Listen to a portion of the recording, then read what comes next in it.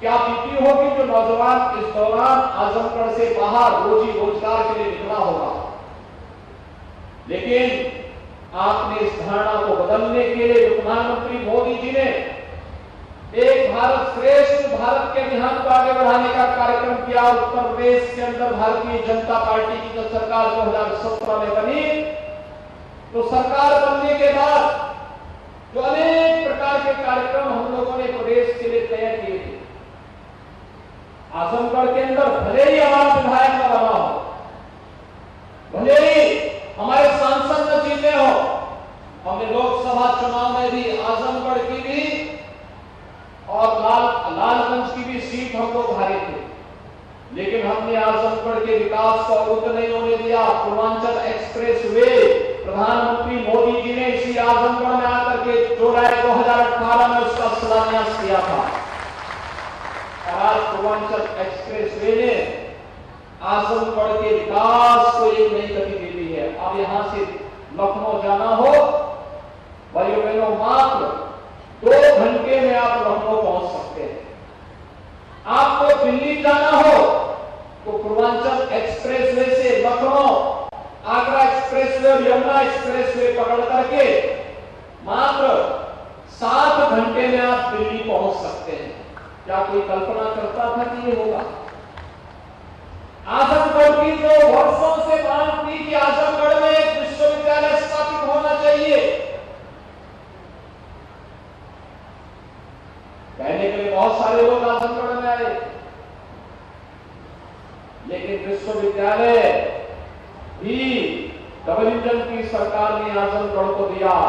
और भाइयों बहनों, आजमगढ़ में महाराज सुहेलदेव के नाम पर विश्वविद्यालय का निर्माण कार्य भी आज युद्ध स्तर पर चल रहा है।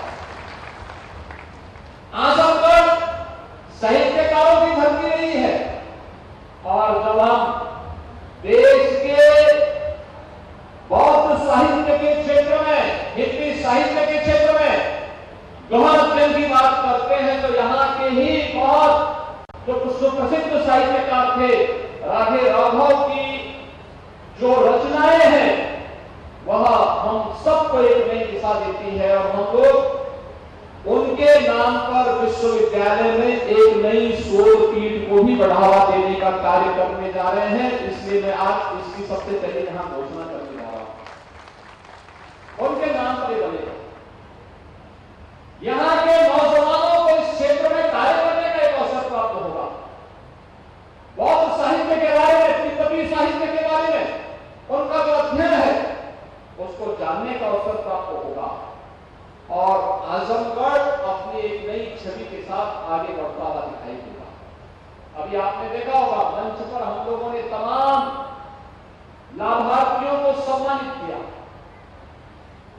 किसी को प्रधानमंत्री आवास योजना मिला है, किसी को मुख्यमंत्री आवास मिला है, किसी को आयुष्मान भारत का कार्ड मिला है,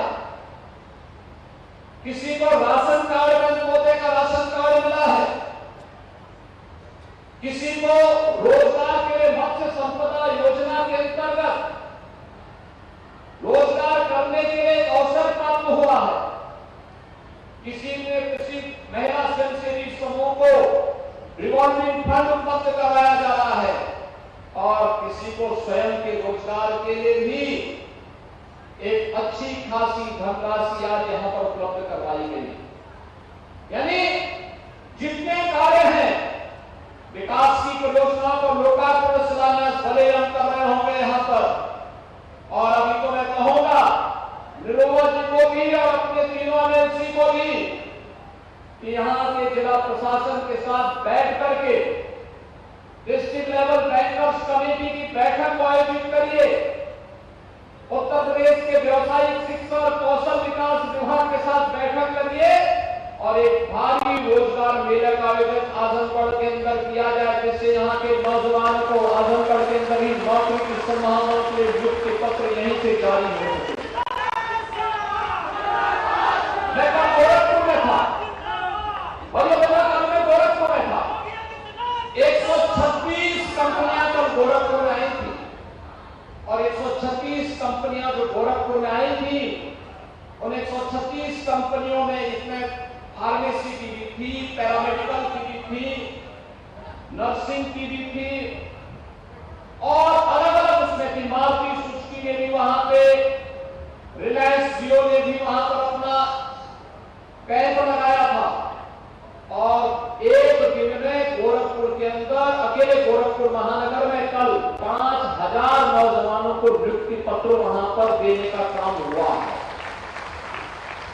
हम लोगों ने विगत 5 वर्ष के दौरान 5 लाख नौजवानों को सरकारी नौकरी दी। आज सरकारी नौकरी की जब बात होती है तो भाइयों बहनों, कोई किसी के साथ भेदभाव नहीं कर सकता। आज हमारे उत्तर प्रदेश के नौजवानों के साथ कोई भेदभाव नहीं कर सकता। नौजवान को उसकी योग्यता के अनुरूप नौकरी देना इस सरकार का कार्य है, सरकार ने किया। जो भी नौजवान आया उसको हम लोगों ने सरकारी नौकरी के साथ जोड़ने का काम किया। उसकी प्रक्रिया है, उस प्रक्रिया के साथ जोड़ा, उसने नौकरी प्राप्त की, उसके साथ कोई भेदभाव नहीं हुआ।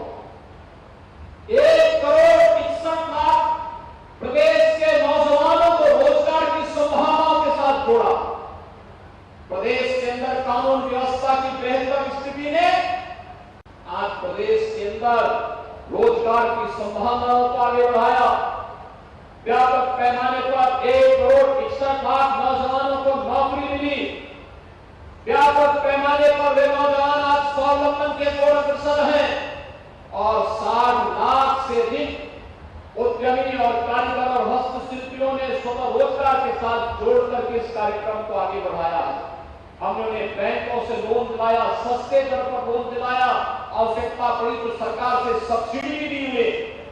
मुख्यमंत्री अप्रेंटिसशिप योजना बनाई कि विश्वविद्यालय, महाविद्यालय, पॉलिटेक्निक, इंजीनियरिंग कॉलेजेस में पढ़ने वाले जो हमारे छात्र हैं, अगर वह उद्योग के साथ जुड़ते हैं, आवश्यक नहीं कि हर परिवार की आर्थिक स्थिति एक जैसी होगी। जो कमजोर परिवार के लोग हैं, फीस नहीं है, हम उसको उद्योग के साथ उस नौजवान को सब जोड़ेंगे और मुख्यमंत्री अप्रेंटिसशिप योजना के अंतर्गत उस नौजवान को एक निश्चित मानदेय सरकार भी उपलब्ध कराएगी, उद्योग भी उपलब्ध कराएगा। और पढ़ाई भी करेगा, उद्योग में काम भी करेगा, अपना प्रोजेक्ट वर्क भी आगे बढ़ाता जाएगा और उसके सामने आजीविका का संकट भी नहीं खड़ा होगा। वो कहीं भी जाएगा, देश और दुनिया के अंदर सम्मान मिलेगा।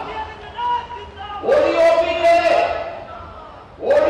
के लिए भी हम यहां पर कार्य करने जा रहे हैं। One district one product. आपने देखा होगा, अभी मुझे यहां के जिलाध्यक्ष ने और यहां के सांसद जी ने एक जनपद एक उत्पाद की जो ब्लैक पॉटरी है वो मुझे भेंट की, मंत्रियों को भेंट की। यह आजमगढ़ की एक पहचान है। यहाँ के हस्तशिल्पियों, यहाँ के कारीगरों ने, आप देखिए विपरीत परिस्थितियों में इस कार्यक्रम को आगे बढ़ाया। और मैं यहाँ के जिला प्रशासन से कहूंगा कि इस उद्यम को आगे बढ़ाने की आवश्यकता, अधिक से अधिक लोग इसमें रोजगार के साथ जुड़ सके, इन्हें फ्री में मिट्टी मिल सके। जहां हमें व्यवस्था देनी होगी वहीं कॉमन सर्विस सेंटर के माध्यम से इन्हें तकनीक उपलब्ध कराना, इनके लिए मार्केटिंग की व्यवस्था कराना, इन्हें हर प्रकार की सुविधाओं से युक्त करना। और ये सभी कार्यक्रमों के साथ अगर हम इसे जोड़ते हुए दिखाई देंगे तो भाइयों बहनों, विकास दूर नहीं होगा और साथ साथ हर नौजवान स्वावलंबन की ओर अग्रसर होगा।